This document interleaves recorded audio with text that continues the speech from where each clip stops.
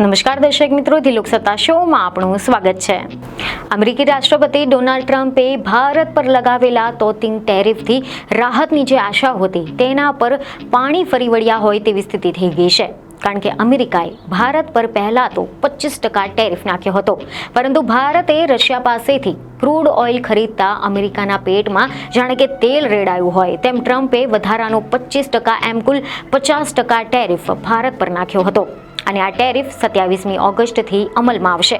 પરંતુ આ અમલ થવાની તારીખ આવે તેની પહેલા જ ભારત અમેરિકા સાથે વાટાઘાટો કરીને ટેરિફ અંગેના ટ્રમ્પના નિર્ણયને બદલવા માટે મથી રહ્યું છે. પરંતુ હવે તો આગામી દિવસોમાં ભારતને અમેરિકન રાષ્ટ્રપતિ ડોનાલ્ડ ટ્રમ્પના ટેરિફથી કોઈ પણ રાહત મળે નહીં તેવું લાગી રહ્યું છે. કારણ કે એવા અહેવાલો સામે આવ્યા છે કે ભારત અને અમેરિકાની વચ્ચે જે ચાલી રહેલી ટ્રેડ ડીલ છે તેના માટે ઓગસ્ટમાં ભારત આવનારી યુએસ ટ્રેડ ટીમે તેની મુલાકાત મુલતવી રાખી નાખી છે. અને આનું કારણ રાષ્ટ્રપતિ ડોનાલ્ડ ટ્રમ્પ દ્વારા ભારત પર 50% સુધી ટેરિફ લગાવવાની જાહેરાત હોવાનું માનવામાં આવી રહ્યું છે. આમાંથી 25% ડ્યુટી રશિયા પાસેથી તેલ ખરીદવાના કારણે લગાવવામાં આવી છે. અને હવે મોટો પ્રશ્ન એ થઈ રહ્યો છે કે શું આ જે ટ્રેડ વોર છે એના વચ્ચે ભારતને હવે કોઈ રાહત મળશે કે કેમ? બંને દેશો વચ્ચેના સંબંધો શું વધુ બગડી શકે છે? તો એવા અહેવાલ મળી રહ્યા છે કે શનિવારે ભારતને મોટો ઝાટકો લાગ્યો હતો જ્યારે અમેરિકાએ પ્રસ્તાવિત દ્વિપક્ષીય વેપાર કરાર પર છઠ્ઠા રાઉન્ડની વિચારણા બેઠક મુલતવી રાખી હતી. અને આ બેઠક 25 ઓગસ્ટથી 29 ઓગસ્ટ દરમિયાન દિલ્હીમાં યોજાવાની હતી.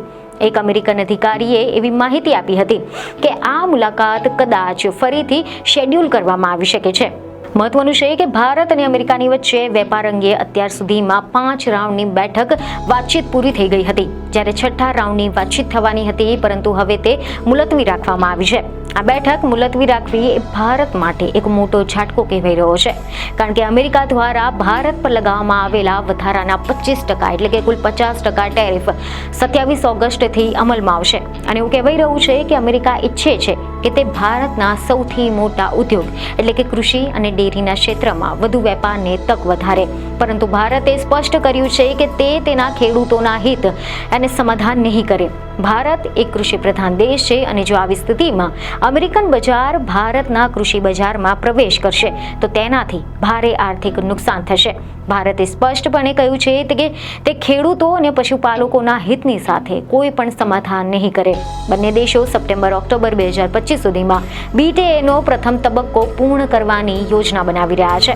હવે જો આપણે વાત કરીએ કે ભારત અને અમેરિકા વચ્ચે ડેરી પ્રોડક્ટ્સ અંગે જે ચાલી રહેલો વિવાદ છે તે શું છે?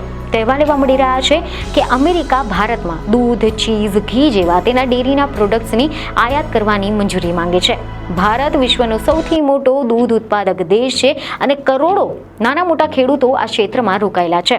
ભારત સરકારને ડર છે કે જો અમેરિકન ડેરીના જે પ્રોડક્ટ્સ છે તે ભારતમાં આવશે તો તેનાથી સ્થાનિક ખેડૂતોને ભારે નુકસાન થઈ શકે છે. અને આના ઉપરાંત ધાર્મિક લાગણીઓ પણ તેના સામેલ થઈ જાય છે, જેથી કરીને ખુદ વડાપ્રધાન નરેન્દ્ર મોદીએ સ્વદેશી ઉત્પાદનોને પ્રોત્સાહન આપવા માટે અને ખેડૂતો, માછીમારો અને પશુપાલકોના હિતનું રક્ષણ કરવા માટે તેમના સંકલ્પનો પુનરોચ્ચાર કર્યો હતો. તેમણે કહ્યું કે ભારત તેના ખેડૂતો અને પશુપાલકોના હિત સાથે કોઈ પણ સમાધાન નહીં કરે. તો બીજી તરફ એવી ખબરો સામે આવી છે કે અમેરિકા અને ભારત લાંબા સમયથી મોટા પાયે વેપાર કરી રહ્યા છે. અને દ્વિપક્ષીય વેપાર કરારનો જે પ્રથમ તબક્કો હતો તે સપ્ટેમ્બર-ઓક્ટોબર 2025 સુધીમાં પૂરો કરવાનો ટાર્ગેટ સેટ કરવામાં આવ્યો છે. આના ઉપરાંત જ વર્ષ 2030 સુધીમાં દ્વિપક્ષીય વેપારને $500 બિલિયન સુધી વધારવાની પણ યોજના બનાવવામાં આવી છે. જોકે હાલ તો બંનેની વચ્ચેનો જે વેપાર છે $191 બિલિયન છે. આ અંગે વાણિજ્ય મંત્રાલયના એવા ડેટા સામે આવ્યા છે કે એપ્રિલ-જુલાઈ 2025માં ભારતની અમેરિકામાં નિકાસમાં 21.64% વધીને $33.53 બિલિયન થઈ છે, જ્યારે આયાત 12.33% વધીને $17.41 બિલિયન થઈ ગઈ છે. આ દરમિયાન અમેરિકા ભારતનું સૌથી મોટું વેપારી ભાગીદાર હતું, જેની સાથે જ $12.56 બિલિયન વેપાર થયો હતો. એપ્રિલથી લઈને ભારતની અમેરિકામાં નિકાસ સતત વધી રહી છે. આ સમયગાળા દરમિયાન અમેરિકા ભારતનું સૌથી મોટું વેપારી ભાગીદાર રહ્યું છે. પરંતુ હવે આ સંબંધો થોડા નબળા પડી રહ્યા છે. જો કે ટ્રમ્પ જે રીતે દુનિયા પર ટેરિફનો તરખાટ મચાવી રહ્યા છે તેનાથી તો વિશ્વના દેશો પણ નારાજ થઈ ગયા છે. આથી આવનાર સમયમાં ભારતને પણ આ ટેરિફમાં કોઈ રાહત મળે નહીં તેવી શક્યતાને પણ નકારી ન શકાય. કારણ કે અમેરિકાએ ભારત પર પહેલા તો 25% ટેરિફ નાખ્યો, પરંતુ ભારતે રશિયા પાસેથી ક્રૂડ ઓઇલ ખરીદતા અમેરિકાએ વધુ 25% એટલે કે એમ 50% ટેરિફની જાહેરાત કરી નાખી હતી. અને આ ટેરિફ હવે 27 ઓગસ્ટથી અમલમાં આવવાની છે. એટલે કે પહેલા તો ભારત પર 25% ટેરિફ નાખવામાં આવ્યો હતો, જે હવે વધારે ડબલ એટલે કે 50% કરી દેવામાં આવ્યો છે. જેથી કરીને ભારત અને અમેરિકાના સંબંધો આના કારણે સતત વણસી રહ્યા છે. ટેરિફ મામલે અમેરિકી અને ભારતીય સરકારો વચ્ચે બેઠકોનો દોર પણ ચાલી રહ્યો છે. બંને વચ્ચે અત્યાર સુધીમાં 5 જેટલી બેઠક થઈ ચૂકી છે. અને હવે દિલ્હીમાં અમેરિકા ભારત વચ્ચે દ્વિપક્ષીય વેપારના 6થા રાઉન્ડની વિચારણા થવાની બેઠક હતી, જે હવે ટળી ગઈ છે, જે ભારત માટે એક મોટો ઝાટકો કહેવાઈ રહ્યો છે. કારણ કે ભારત અને અમેરિકાની વચ્ચે ટેરિફ મામલે ચાલી રહેલી ટ્રેડ ડીલ ડિસ્કશનને હવે બ્રેક લાગી છે. અમેરિકાના અધિકારીઓ જે 6ઠ્ઠી બેઠક માટે ભારત આવવાના હતા તેમને ભારત સાથેની મુલાકાત હાલ તો રદ કરી નાખી છે. 25 થી 29 ઓગસ્ટ દરમિયાન ભારતમાં આ ચર્ચાઓ થવાની હતી. હવે આ બેઠક રીશેડ્યુલ કરવામાં આવશે તેવા પણ અહેવાલો સામે આવી રહ્યા છે. તો બીજી તરફ ટ્રમ્પ અને પુતિન વચ્ચેની જે બેઠક હતી તેમાં પણ કોઈ ખાસ પોઝિટિવ રિસ્પોન્સ નથી મળી રહ્યો. આના કારણે ટેરિફ ઘટવાની શક્યતાઓ હાલ તો ઓછી દેખાઈ રહી છે. જો બંને દેશો વચ્ચે કોઈ સમજૂતી નહીં થાય તો 27મી ઓગસ્ટે ભારતે 50% ટેરિફનો બોજ સહન કરવો પડશે. આ વાતને પણ નકારી ન શકાય. કારણ કે એવા અહેવાલ મળી રહ્યા છે કે અમેરિકાના રાષ્ટ્રપતિ ડોનાલ્ડ ટ્રમ્પ દ્વારા ભારત પર 50% ટેરિફ લગાવ્યા પછી તેનો સીધો ફટકો ભારતીય અર્થવ્યવસ્થાને પડશે.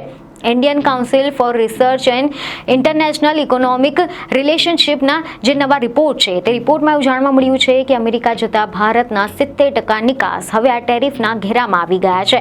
આ નિકાસની કિંમત અંદાજે 60.85 અબજ અમેરિકન ડોલર જેટલી છે.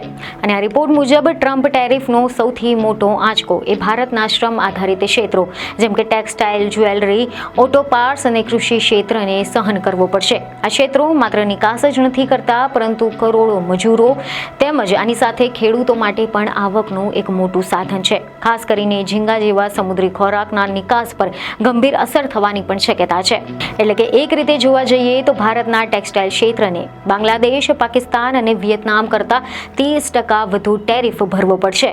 જ્વેલરી ક્ષેત્ર પણ ટર્કી, વિયેતનામ અને થાઇલેન્ડ જેવી કઠિન સ્પર્ધાનો સામનો કરવો પડશે. આની સાથે જ આ રિપોર્ટમાં એવી સલાહ આપવામાં આવે છે કે ભારતે અમેરિકાની સાથે વ્યાપારિક ચર્ચા ઝડપી કરવી જોઈએ અને એક જ દેશમાં નિર્ભર રહેવાના બદલે નિકાસના બજારોનું વૈવિધ્યીકરણ કરવું જોઈએ. તો બીજી તરફ એવા અહેવાલ મળી રહ્યા છે કે કેન્દ્ર સરકારે પણ સંસદમાં એવું સ્પષ્ટ કર્યું હતું કે ટ્રમ્પ ટેરિફના પ્રભાવની તપાસ ચાલી રહી છે અને રાષ્ટ્રીય હિતને સુરક્ષિત રાખવા માટે જરૂરી પગલાં ભરવામાં આવશે. તો આની સાથે જ ભારતે સંદેશ પણ આપ્યો છે કે તે પોતાની ઉર્જા સુરક્ષા માટે રશિયા સહિતના દેશોમાંથી તેલની આયાત ચાલુ રાખશે. વાણિજ્ય મંત્રાલયે ભારપૂર્વક જણાવ્યું છે કે ભારતને ખાસ નિશાન બનાવવું એ અન્યાયપૂર્ણ અને અયોગ્ય છે અને દેશ પોતાના આર્થિક હિતોની રક્ષા માટે દરેક જરૂરી પગલાં ભરશે.